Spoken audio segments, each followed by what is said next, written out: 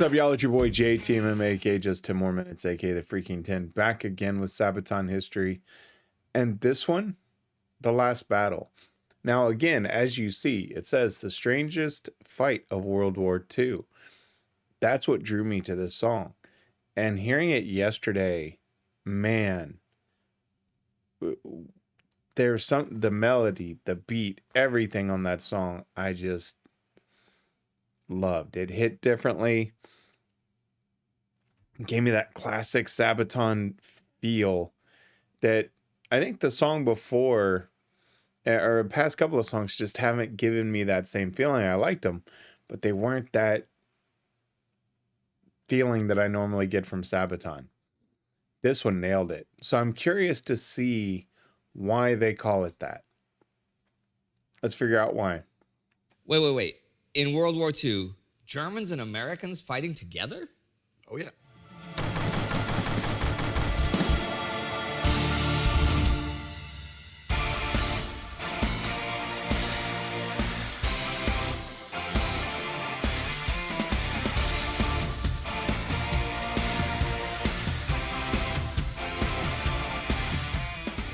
During the beginning of the end for the Third Reich in World War II, the Allies planned the invasion of the German homeland. Rumors had long circulated about an impregnable Alpine fortress stretching all over the northwestern part of Austria, into which Hitler and his loyal followers would retreat if the war ever came to the Reich itself. The Allies were concerned about deep underground bunkers blasted into the high mountains which could stockpile guns and supplies. Such a fortress could prolong the war for several months. Most of their fears were, of course, unfounded. But deep within northern Tyrol, there actually stood such an old fortress. Schloss Itter had been a medieval castle. Its foundations can be traced back to the 13th century. Over the centuries, the castle had fallen into ruin until it was rebuilt in the 19th century. In 1943, it had been seized by the SS and incorporated into the Dachau concentration camp system. The old fairy tale-like castle became a prison for high-profile prisoners. Some of France's most influential politicians and generals like Edouard Daladier, Maurice Gamelin, Michel Clemenceau, and Paul Reynaud were even held there. By the end of April 1945, the noose was tightening around the Germans. The Red Army marched deep into Hungary from the east. German forces had surrendered in Italy to the south, and the Western Allies advanced towards Tyrol from the west. What was left of the shattered remnants of the German army flooded back into Austria, and Tyrol grew full of the last die-hard Wehrmacht and Waffen-SS troops, whose mere presence would keep many other soldiers from surrendering. But there was also another group there that is often overlooked, the Austrian resistance.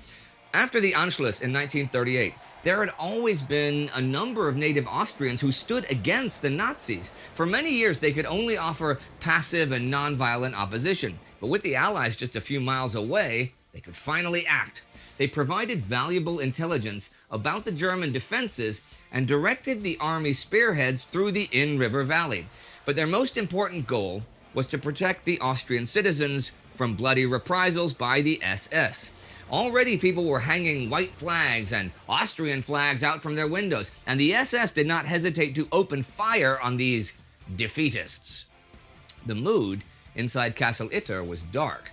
The French VIPs, very important prisoners, feared that the SS guards would rather execute them than release them to the Allies. But then on May the 4th, after the last commander of Dachau shot himself in his quarters and the SS officer in charge took that as his cue to disappear, the castle was suddenly empty. Reynaud and Clemenceau took a stroll out of the castle gates and into Itter village, but quickly turned around. The roads were still full of patrolling SS troops, setting up roadblocks and machine gun posts. Back in the castle, the French VIPs discussed their situation. It was clear that they were still trapped, and that it probably wouldn't be long until the SS reminded itself of their existence. So they came up with a plan. First, they would sew together a French tricolor banner and hang it from the inner walls to alert Allied aircraft to their presence. Next, they would get in contact with a rather unlikely member of the Austrian underground resistance. SS Captain Kurt-Siegfried could have played the stereotypical Nazi villain in a Tarantino movie. Highly decorated, he had served as a bodyguard in Hitler's headquarters. After being badly wounded in desperate fighting in France, he broke with the Fuhrer and defected to the resistance. Schrader promised to help, but he knew that his authority could only buy them some time. If any higher-ups in the SS decided to storm the keep and kill everyone inside, his rank could not prevent it. All agreed that only the quick arrival of the U.S. Army would save their lives.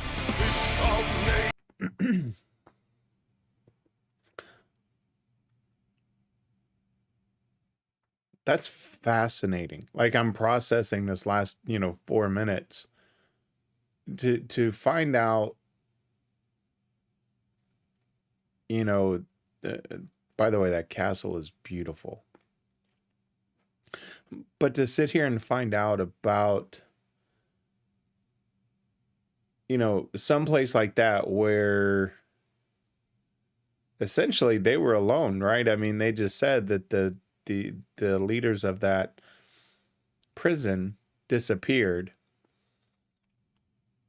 and they were left alone but couldn't leave because of the SS outside.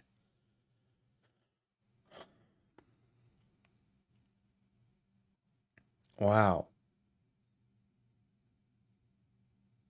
And I take this pause because I'm sitting here, I'm like, what would I do in that situation, right? I mean, if the roads were blocked and there's no leadership inside this prison and you're stuck, it's like, how broken were the Germans at this point to where they didn't have routine checks, right? What were the words that were coming out? Why were there... Did they find it strange that, for lack of a better term, that there was no communication coming out of the prison? Now, I don't know if that was a regular thing or not, but I would have thought that, as prisoners may have been captured, that they would have been brought back in. But again, it was for VIPs. By the way, very important prisoner was an interesting take on VIP. But yeah, that's interesting.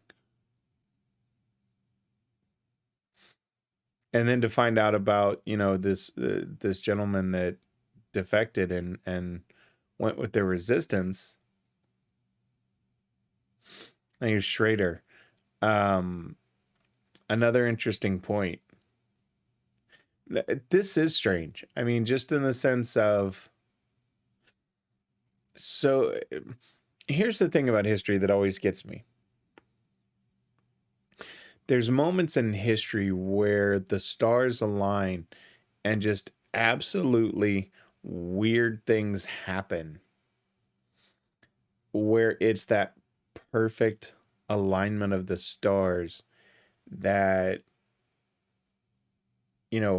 allows for a situation to take place. And this is one of them where leadership is dead. There's nobody coming in. They obviously they can't come out, but they take this to raise that flag. I mean, all of these little things just lining up to where they could do this. It's just,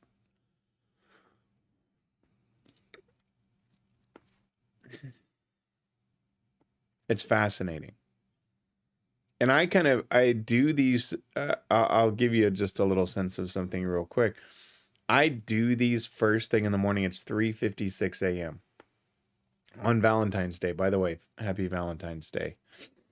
I do these first thing when I get up, simply for the fact that I don't want my mind taken up with what the day is entailing yet. Because the minute I go down that path, I'm thinking I'm not focused on this. So I do this first thing in the morning when I get up, because my head's clear at that point. I haven't started thinking about the day. I'm truly focused on this, and that's where my mind is able to think. Very interesting stuff. He's just around the corner. 1945, the furious rains at its end. Jenny at the gates, as the SS open fire. There's no time to waste, the final battle's begun.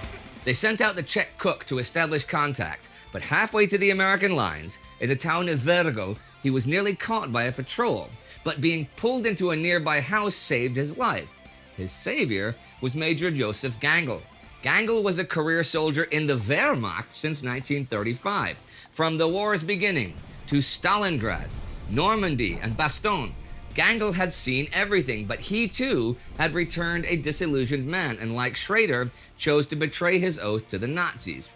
Now, we don't quite know how such decorated soldiers gained the trust of the resistance, but at the moment, it mattered little. Gangl and the Czech cook set out to find the Americans. Driving just a few miles cross-country, they suddenly spotted several Sherman tanks in a small village. Slamming on the brakes, Gangl, still wearing his uniform, got out, hands in the air. He was led to the nearest U.S. officer, Captain John Carey Lee. After listening to their story, Lee radioed headquarters, and after a quick exchange, the 27-year-old former college football star from New York enthusiastically declared they were going on a rescue mission.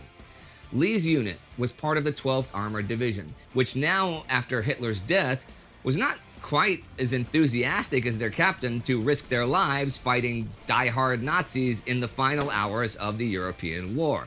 Lee, however, was determined and set off with his ad hoc task force of 7 Shermans. His own tank, the besotted Jenny, took the lead. At the next river, however, only 4 of his tanks were able to cross a wooden bridge before it gave way. His force reduced, the column rumbled on.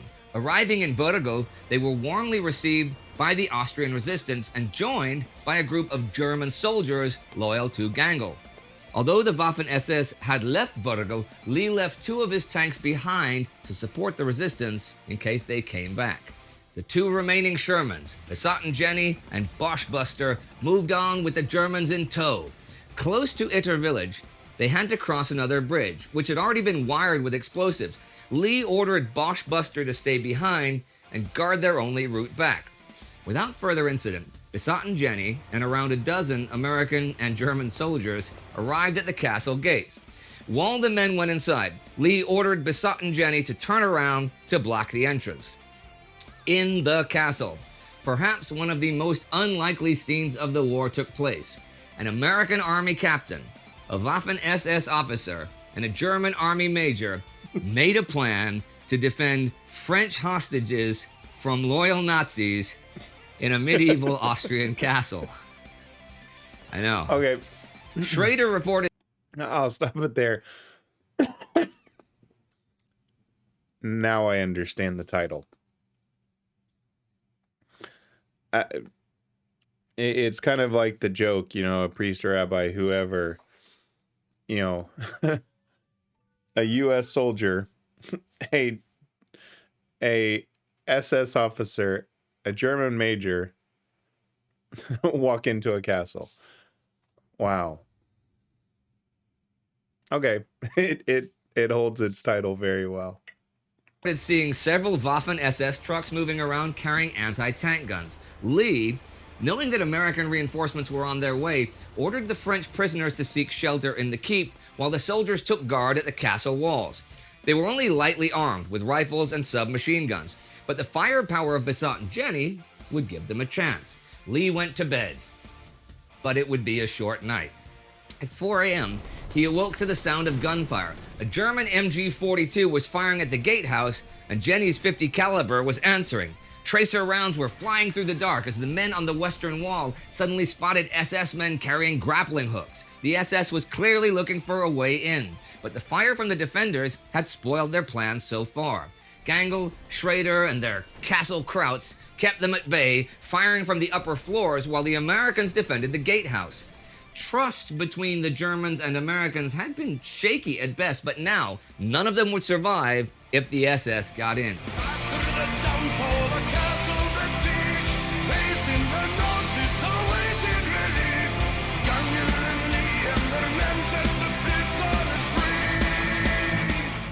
Shortly after 8:30, things got real.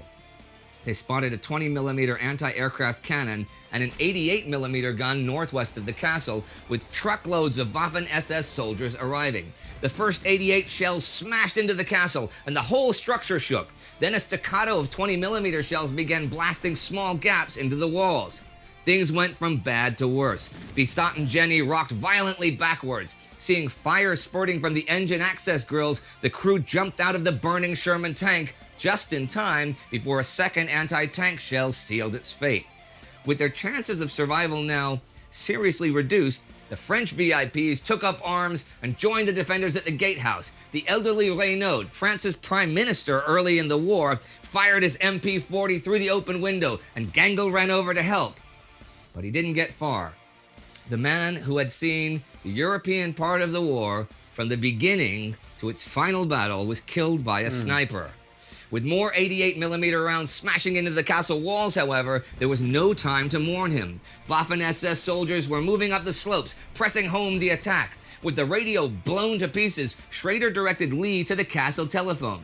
Reaching the resistance back in Vogel, Lee yelled into the telephone that they were in need of immediate assistance or they would soon be shelled to pieces. Then another round exploded against the castle, and the line went dead. Germans, Frenchmen, and Americans fought for their lives, but ammunition was running low. With Gangel dead and several Wehrmacht soldiers wounded, they were close to being overrun. Lee began pulling the defenders off the walls and deeper into the keep as he saw a squad of Waffen-SS close to the gatehouse. Just as they brought a Panzerfaust into position, a sudden rattle of heavy machine guns tore into them. The cavalry had arrived, and just in the nick of time, with the additional firepower of the American tanks, the battle took a decisive turn. The remaining SS troops quickly dispersed into the woods, and the castle was saved. All the French VIPs had survived, thanks to one of the least likely alliances of this or any other war. Marcus Linke, who does a lot of the research for these episodes, and I cannot understand why there is not a major movie about this story. The Last Battle. You know, that's a fascinating story because it's all built on trust, right? It's one of those where it's like the most unlikely allies come together because it's survival. At its core, it's what people need to think about, right? In this world today. It's not about race, religion, gender, whatever your box that society puts you in. None of that shit matters when it comes to survival. And that's what we're trying to do at this point. The cost of everything is up. You know, people are going off their rails just because of everything going on. You've got wars breaking out. You've got war tensions on the way. How much of that shit matters when it comes to survival? It doesn't. And yet people are so keen on dividing people based on all of these little boxes that is that going to matter? If your life is on the line, are you going to be asking what they stand for? No. You're going to want to survive. And that at its key is the most important thing out of this for me, is that you see that these guys were fighting each other and would have instantly killed each other at any other point in time in the war. But with their backs against the wall, they chose to put all that crap aside and fight together. And that you know, and yes, we're Gangel and Schrader defectives, yes. But put that back a couple of months or, you know, depending on when they became, you know, defectors, but they would have fought the Americans hands down. But faced with survival, they get it. I just wish people would pull their heads out of their asses sometimes and realize that they're being forced to divide for whatever reason, and they just allow people to put them in a box regardless of what they are at heart, and that's a human. We have to come together as humans to survive. That's the part that boggles my freaking mind. Anyway, let's hear Joachim's piece to this. I think it was Joachim at the beginning.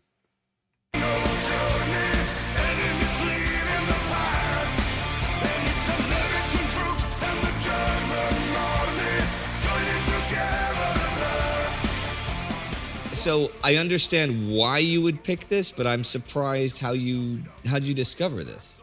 I can't even remember, actually, if I'm honest. Yeah? It's just how, I think it was an email, a book or something. I remember so clearly, like, reading about it, how I instantly knew that this is a song. Wow. And it was such a... Writing the lyrics for the first was amazing fun. Just only writing the music as well. Finally, you can do something that's a little bit more positive, happy, Yeah, you know? yeah. And I mean, I like catchy heavy metal. Every song doesn't have to be super dark. Yeah. I like it when it's, you know, opens but up a bit. But you guys are fairly bombastic, and it's nice that, no, I'm with you. This one is like, yeah, the message and the music, and also messing with the fans. We like doing that in lyrics. We do it every now and then in some of them. For example, in this case, there's Tank called Jenny in the battle. Yeah. And of course, we're singing Jenny at the gates as the SS open fire. And if you haven't read anything, yeah, you don't. Jenny at what's this? You know? So who's she? Yeah, who's this Jenny girl? Yeah. You know? Who is she? What does she mean to you, Joachim? Oh, Jenny's my longtime lover. Did your lady friend watch this? I hope not. But you know, it's interesting just that action of the unlikeliest of people to be fighting with each other, because that same year, something we covered in the Time Ghost series, the Indonesian War of Independence. Late in 1945, in Indonesia, you had the Japanese and British soldiers fighting together.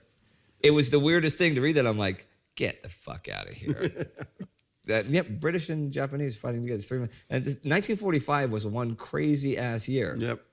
And we're talking about it from 75 years later in another crazy ass year. Yep. Yeah. I mean, this year's not done. We still have an asteroid heading to destroy Earth. We have the wildfires. You're releasing your first solo album on October 16th, if I'm not mistaken. R&B album? Yeah, 90s R&B album. It's called And Me, I'm Joachim. From Sabaton. See, You complete each other's sentences. okay. Anyhow, back to the last battle. So now, how often do you do this one live? Never did it live. That's what I was. That was my guess. Yeah. But it's funny because we've just been talking about the positivity of the in terms of musicality and stuff. Yeah. Why have you never done it live? It never became that popular, actually. Yeah. It's the same. It's so weird because you can always guess when you're making an album, is this going to be a popular song or not? This one I thought would. All right, so, I mean, on every album, I predict like 2 or 3, that's going to be great. Yeah. And I usually have one wrong. Yeah. And the other way around. These 2 or 3, even though they're good songs, I don't think the audience or concert-going fans... You don't think it would be? Would But you work never live. tested it out. No, but we also have statistics on how many, how much it's played on radio and streamed and stuff. Who was it that And we actually speak to our fans. So we know. Oh, yeah, that's true, actually. They do. And they have this channel so the fans can speak to them as well. Yep. And that reminds me, bringing things around further, you guys were in the middle of touring Russia when Corona hit and you had to leave the tour. Yes. Now, as of today, what is the status on any of your touring or shows for the rest of the year or the beginning of next year? We are on go until proven wrong, if you know what I mean. Okay. We are, which I really like. Our earliest plans is to go back to Russia and finish what we started in November. Sure. Okay. And that's something I'm really happy about. And as it looks now, it should be doable. I mean, obviously we're going to follow local laws and regulations. You know, if we won't be allowed to do the tour, we're not going to be dicks and try and force, you know, heavy metal down people's throats. What about Sabaton Cruise? Sabaton Cruise, so far so good. We are going to leave a notification on the 19th of October, I think. Okay. We'll have the final meeting with Silja, and then we'll see. Because the thing is here, the only thing we can do is prepare to make everything ready so we can do shows. Yeah. But as you all realize here, local laws and regulations change on a daily basis. Yeah, sure. But the thing is, I don't see it as a big problem. It is a shame if we have to cancel concerts. Yeah. But we are gonna make sure everybody gets a refund, or we're gonna reschedule the concerts. And you know, because we've mentioned it before, and I'll say it again, that on the Sabaton Cruise, if it gets to go this year, that I will do bar piano, I will sit there and sing and play a bunch of Sabaton songs on lounge piano. I'm looking forward to that. I know it's going to be really fun. I think it's going to be great. That's yeah. We should film that actually. I don't see how we're going to avoid filming it because everybody's going to be standing there with their cameras. So. I mean properly with. Do you hear that, Rickard? Yes. You know, sometimes with us touring so much. Yeah. Not at the moment though, but it's easy to get sort of a little bit tired of it. I mean, it's not like in the middle of a tour, I want to go and karaoke sing a Sabaton song. Right, yeah, sure. Obviously. That'd be weird. Yes. Yeah. Especially in between, I like to do and see different things. And I mean, you playing Sabaton songs on a piano in a very different take. Yeah. That is something I would really love to see. And I've also, I mean, a lot of artists doing covers of us online. I really enjoy watching it. And I mean, I think it's the ultimate, what we need to remember as artists, that even if it's a young person who doesn't have any experience, can barely play their instrument, it is still the sort of the ultimate form of a compliment you can give a musician. I like your music so much. So I'm not gonna write my own, I'm gonna perform yours instead. And I'm going to perform it in front of other people so I can go, yeah? So I love it actually. But I will say this. Hopefully the Sabaton cruise will go ahead, and then I will do the piano show, and you will get to see it right here on Sabaton History. Thank you very much, guys. American truth and the German army joining together to blast. All right, everyone, you know the drill. You click, click, click, click. Get Here some comes. subscriptions. Here comes. Check out Indy's other channels. Become My a favorite Patreon. part. That's it. Get the fuck out of here. There it is.